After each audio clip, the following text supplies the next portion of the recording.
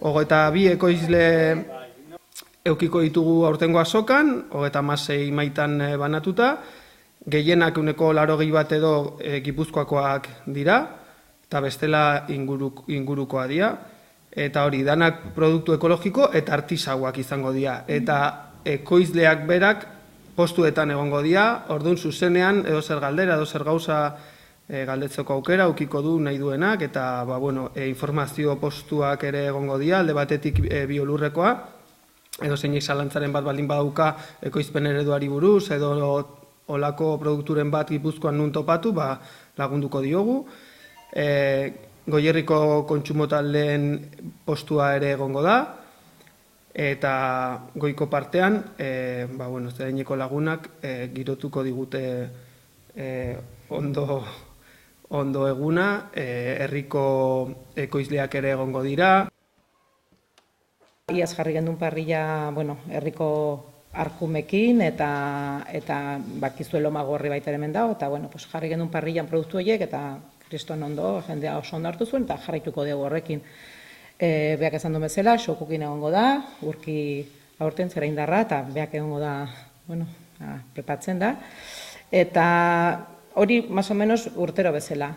Aurten daukagu gauza pixka berezia, eta, iaz jarri gendun harremanetan Gironako herri txiki batekin, zera ingo modukoa, 3 biztanle eta, azokako aitzakikin, prepau deu bizita bat, etorriko die, autobus bat, beteta, eta hemen ibiliko die asteburu osoa. Este año es la 11ª edición de las jornadas que hacemos junto a Zeraingo Udala eta Biolur. Creo que nos ha quedado un programa bastante completo, con algunas sorpresas de último momento.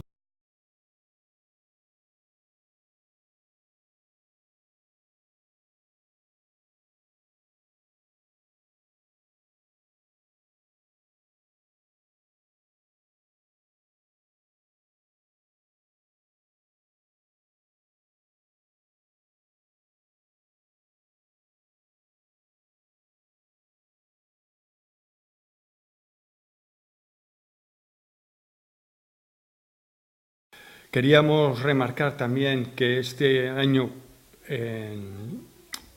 debido al fallecimiento de Jesús Mari, le queríamos homenajear. Ha sido un gran amigo de la tienda y ha sido un gran ejemplo para nosotros desde que empezamos.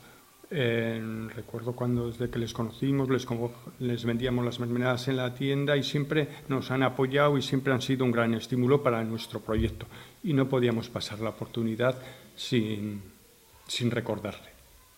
Le echamos de menos. Gutxi gorabehera, orain dela berogei urte, hasi zen gure proiektu bizi osorako proiektua.